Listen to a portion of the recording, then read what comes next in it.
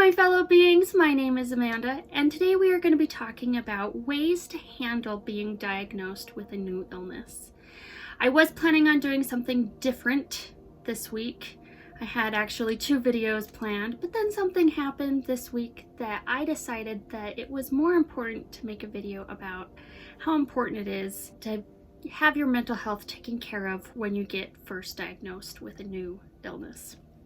Being diagnosed with a new illness can change your entire life. It can be frustrating, it could be scary, but you need to know that you need to be able to take care of yourself in this time, because even though you now have a new scary diagnosis, you are still worthy of living. You are still worthy of having a life that is worth living. A national survey from Eli Lilly and Company Pharmaceuticals found that 9 out of 10 people experienced a new or worsened emotional or mental health condition because of an unsettling diagnosis, with anxiety at 61%, insomnia at 56%, and depression at 56% the most common. What I want to do is to go over 8 things that can be helpful to you during this time. There are a lot of different emotions that you can have when being faced with a diagnosis. And there is no right or wrong emotional reaction to being diagnosed with something new.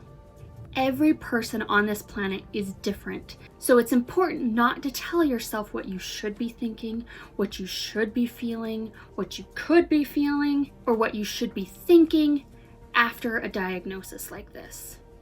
Be kind to yourself and allow yourself time to adjust to the new situation, and allow yourself time to process the new information, and give yourself time to adjust to that situation. Common emotional responses to serious illness include anger or frustration as you struggle to come to terms with your diagnosis, repeatedly asking, "Why me?" or trying to understand if you've done something to deserve this. Facing up to your own mortality and the prospect of the illness could potentially be life-ending. Worrying about the future, how you'll cope, how you'll pay for treatment, what will happen to your loved ones, the pain you may face as the illness progresses, or how your life may change. Grieving the loss of your health and old life. Feeling powerless, hopeless, or unable to look beyond the worst-case scenario. Regret or guilt about things you've done that you think may have contributed to your illness or injury. Shame at how your condition is affecting those around you. Denial that anything is wrong or refusing to accept the diagnosis. A sense of isolation, feeling cut off from friends and loved ones who can't understand what you're going through. A loss of self. You're no longer you, but rather your medical condition. It doesn't matter what the diagnosis is or what the condition is. Experiencing a wide range of emotions is normal.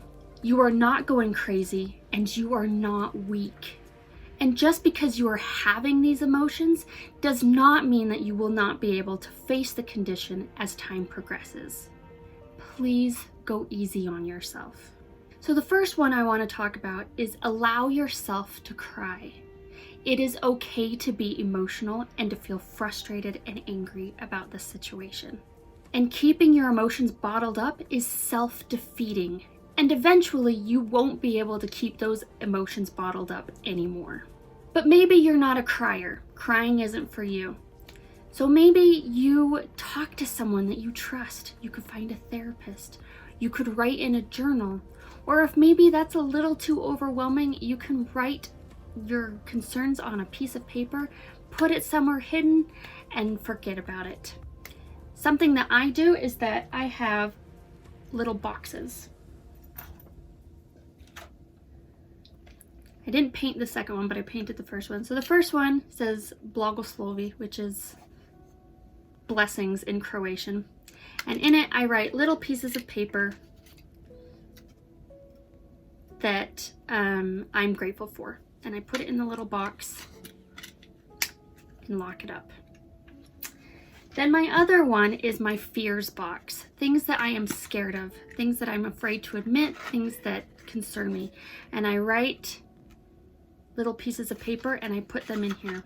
Because I have found that when you're concerned about something, it will eat at your brain until you can't stand it anymore. But I found that if you write it down, put it away, then it stops nagging at you.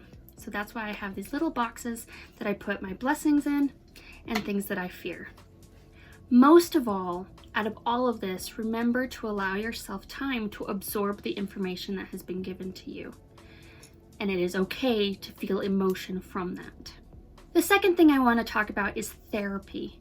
Therapy is a wonderful way to be able to talk about your emotions that you were feeling at that time. Many people view seeing a therapist as a sign of weakness, but I cannot stress enough that that is the furthest from the truth. It takes courage to seek out help, to find someone that can help you get through a crisis in your life. A professional can actually help you discover the emotions that you're feeling, because a lot of times they're ambiguous emotions that you just can't quite put your finger on what exactly you're feeling. And a therapist can help you wind your way through all of the emotions that you're going through. I have been seeing a therapist every week since 2016, and I do not regret that decision in any way. It's one of the best decisions I've ever made. In the beginning, I dreaded going to my therapy sessions because it was really hard. I didn't like doing it. But as time has progressed, I actually enjoy going to see my therapist because I know that she's going to give me a level-headed perspective. I'll be able to talk about my feelings in a way that I don't have to guard myself in any way, and that I will get a response from her on ways that I can deal with the emotions, tricks to be able to handle things, or just ideas on how to deal with my daily life.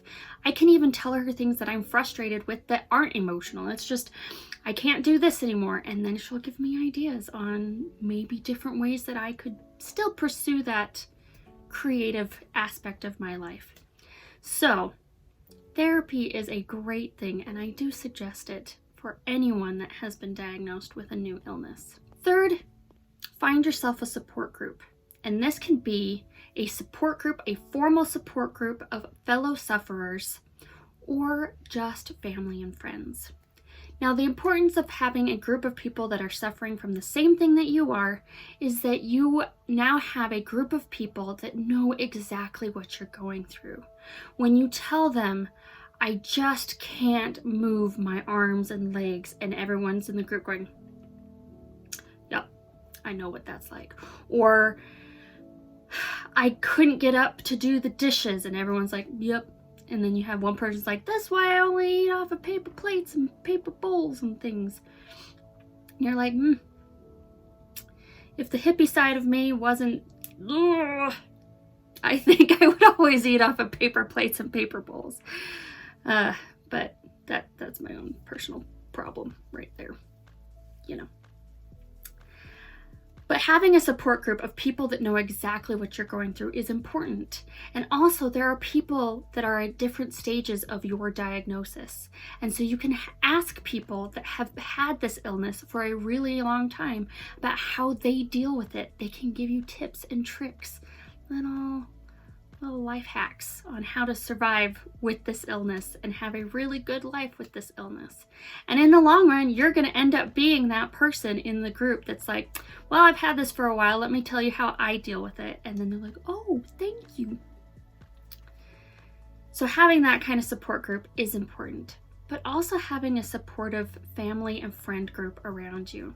It doesn't have to be family. If maybe your family isn't supportive, find a group of friends that is willing to back you up no matter what. It's important for your emotional well-being to know that there are people there that have your back no matter what.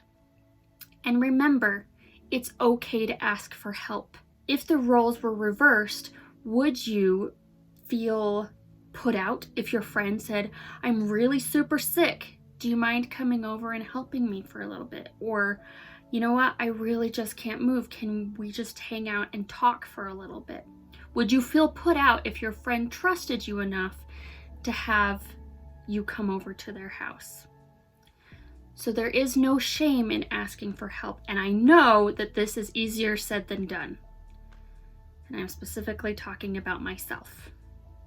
because I have a very hard time asking for help, but there is no shame in that. Just remember, and I cannot stress this enough, be kind to yourself.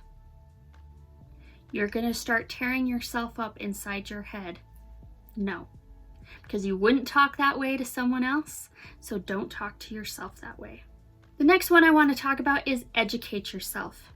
I always say that the biggest thing that leads to fear is misunderstanding. Make sure that you educate yourself on your illness. When I was first diagnosed with ME, I poured my entire heart and soul into researching this illness, especially considering that I couldn't see a specialist yet. So I wanted to know as much as I possibly could so that I could take the unknown factor out of my illness. Unfortunately, my illness has a lot of unknowns, but I learned as much as I possibly could so that I could learn how to manage my own illness. And now that I see a specialist, I am able to have his help as well in order to manage my illness. Next is practicing mindfulness. Now, this may sound overly simplistic, but when you're going through a new diagnosis, you tend to live in the future. What am I going to be doing? How is this going to affect my life? What if this happens? What if this happens? Oh my gosh, what if this happens? We instantly go to the worst case scenario, and we forget to live in the here and now. So practicing mindfulness is a way to help you to enjoy right now. You don't want to miss anything along the way. And being constantly worried about the future can lead to sleep problems. It can lead to increased anxiety. And overall, your mental health goes downhill.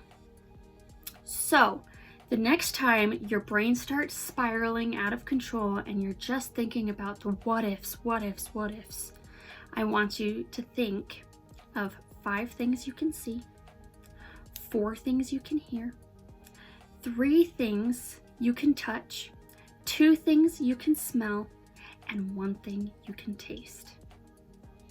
That will bring you to the here and the now.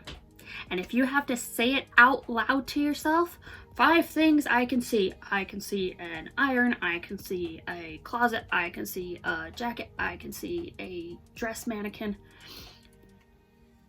Examples. Then say it out loud. If that's what's going to get you out of that spiral of constantly thinking about the future, go ahead and say it out loud. There's nothing wrong with that. But the most important thing is to think about what's going on right now. Not what happened before and not what's going to happen in the future. What's happening right now. Find something that makes you happy and do it. Yes, you may have to change how you do things because of the way that your illness progresses, but find something that makes you happy. I do things such as crocheting, and I no longer can use my itty bitty crochet hooks because my tremor is so bad and my hands just don't want to listen to me. So what do? I find patterns that require bigger hook sizes, and I use a bigger hook size because my hand can hold the bigger hook size. I also realized that I'm not going to finish things as fast as I used to. I used to be able to finish projects in like a day. And I have to be okay that sometimes a project can take me up to a week that used to take me a day. And I'm okay with that now. I didn't used to be. I like to sew. Sewing machine. But I also realize I can't sew for long periods of time because this chair is it is made by the devil. But also just hunched over because I've tried to raise myself up, lower myself down, get myself in different positions to try and make it so I'm not hunched over my sewing machine. But no matter what, it always ends up me having to put myself in the exact same spot that I have always sewed in my entire life because my body has a memory of how to do it. I love to read, but reading a lot can actually make me extremely nauseous. So I listen to a lot of audiobooks, which is really fun. I enjoy audiobooks now. Every time there's silence, there's an audiobook on. So find something that you love and do it. Do it as often as your illness will let you. You may have to change things, but that's okay. Find something that makes you happy. And you will be amazed at how that can change your mood entirely. When you get to do something that you really love, on your darkest days, it can really help. Remember to be patient with the recovery and the treatment process. There is no magic wand that is instantly going to make you better. I really wish there was, but there isn't. So realize that your doctors aren't going to instantly cure you as soon as they know what's wrong with you.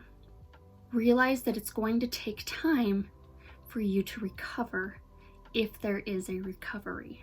Be willing to be okay with this process. One of the biggest things that you will learn with a chronic illness is patience. Have patience with yourself, have patience with your doctors, and be patient with the treatment process. It's going to take a while, and that's okay. The last thing I want to talk about is be open to change. For some illnesses, you may not notice a significant change in your life, but for others, there is a dramatic change to your everyday living. You need to be okay with that. The more you fight your illness, the more miserable you are going to be in the long run.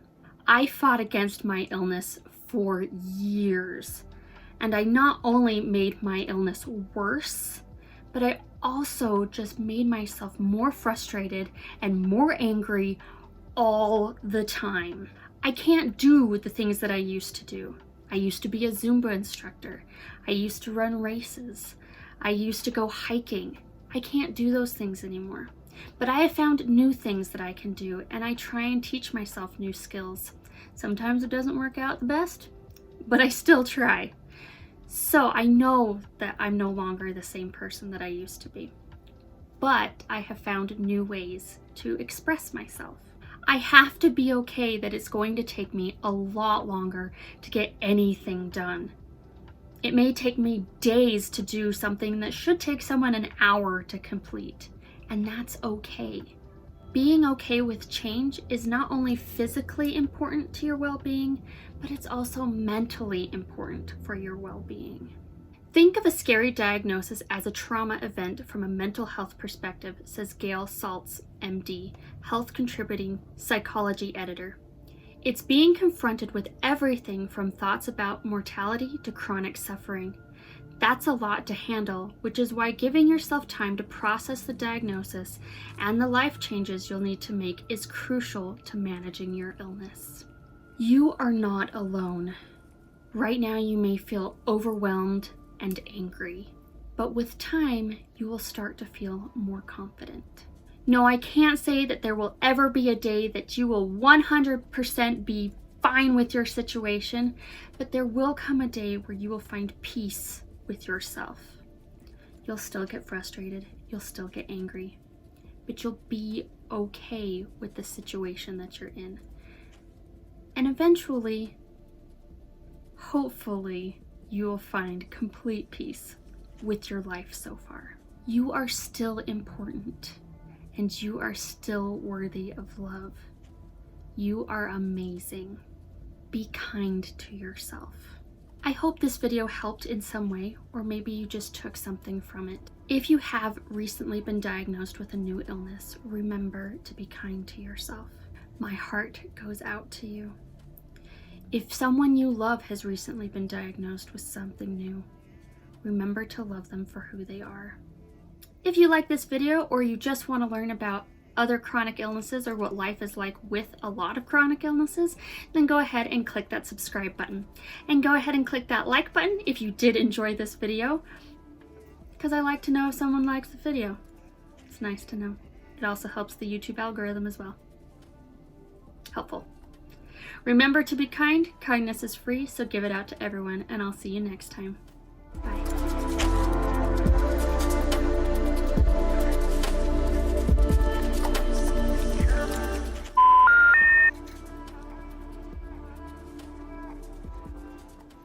Greetings, my fellow beings. My name is Amanda, and today we're going to be doing something. I say this every single week. Oh my goodness. It's so hot in here. You see this window? Heat. Oh my have my cute little blub here. See? My little spooter. Isn't she cute? Just decided to be in front of my craft table. Why? Because I got new curtains that my mom gave me, and I thought they were cute. So, you know. Anyway. Oh my gosh, I'm so hot. Okay. It is so stinking hot. Oh my gosh. This may be the last time I ever record in here because it is, oh my gosh. It can lead to increased word anxiety. I have a remote for this thing. Am I going to use it? Probably not, because does it work all the time? No. Why? Because it's mean to me. Mean.